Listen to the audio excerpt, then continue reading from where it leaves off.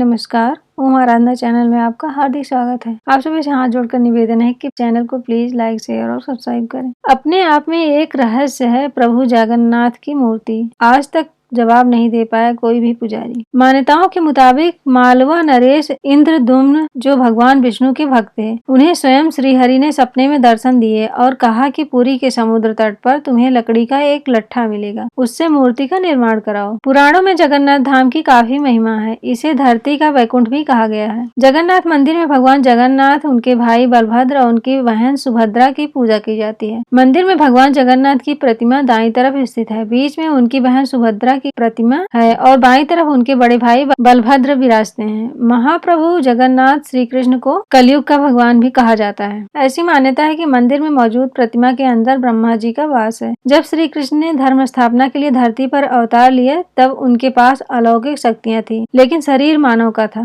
जब धरती पर उनका समय पूरा हो गया तो वो शरीर त्याग कर अपने धाम चले गए। इसके बाद पांडवों ने उनका अंतिम संस्कार किया, लेकिन शरीर ब्रह्मलीन होने के बाद भी उनका हृदय जलता ही रहा। पांडवों ने इसे जल में प्रवाहित कर दिया। जल में हृदय ने लट्ठे का रूप धारण कर लिया और उड़ीसा के समुद्र तट पर पहुंच गया। यही लट्ठा राजा इंद्रद्युम्न को मिल गया। मान्यताओं के मुताबिक मालवा नरेश इंद्रद्युम्न जो भगवान विष्णु के भक्त थे, उन्हें स्वयं श्री हरि ने सपने में दर्शन दिए और कहा कि पुरी के समुद्र तट पर तुम्हें एक लकड़ी का लट्ठा मिलेगा, उससे मूर्ति का निर्माण कराओ। राजा जब तट पर पहुंचे तो उन्हें लकड़ी का लट्ठा मिल गया। अब उनके सामने यह प्रश्न था कि मूर्ति किससे बनवाएं। कहा जाता है कि भगवान विष्णु स्वयं श्री विश्वकर्मा के साथ एक वृद्ध मूर्तिकार के रूप में प्रकट हुए। वृद्ध मूर्तिकार ने कहा कि वह 1 महीने के अंदर मूर्तियों का निर्माण कर देंगे, लेकिन इस काम को एक बंद कमरे में अंजाम देंगे। 1 महीने तक कोई भी इसमें प्रवेश नहीं करेगा और न कोई ताक झांक करेगा, चाहे वह राजा ही क्यों न हो। महीने का आखिरी दिन था। कमरे से भी कई दिन से कोई आवाज नहीं आ रही थी। कौतूहल बस राजा से रहा न गया और वह अंदर झांक कर देखने लगे, लेकिन तभी वृद्ध मूर्तिकार दरवाजा खोलकर बाहर आ गए और राजा को बताया कि मूर्तियां अभी अधूरी हैं, उनके हाथ और पैर नहीं बने हैं। राजा को अपने किए पर बहुत पश्चाताप हुआ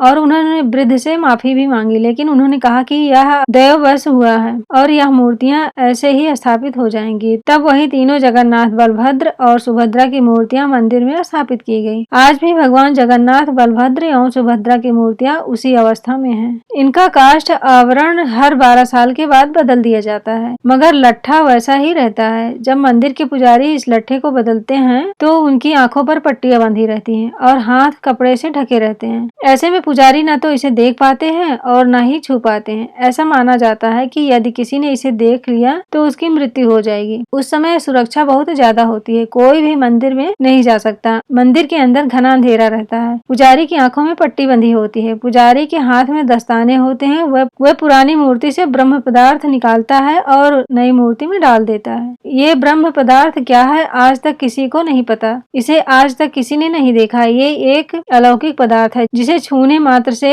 किसी इंसान के जिस्म के चिथड़े उड़ जाएंगे। इस ब्रह्म पदार्थ का संबंध भगवान श्री कृष्ण से है, मगर आज तक कोई भी पुजारी ये नहीं बता पाया कि महाप्रभु जगन्नाथ की मूर्ति में आखिर ऐसा क्या है। कुछ पुजारियों का कहना है कि जब हमने उसे हाथ में लिया तो खरगोश जैसा उछल रहा था, आंखों में पट्टी थी, हाथ में दस्ताने थे, तो हम सिर्फ महसूस कर पाए। अगर आप इस चैनल पर नए हैं तो प्लीज लाइक, शेयर और सब्सक्राइब करें, जिससे आने वाले वीडियो आपको मिल जाए। धन्यवाद।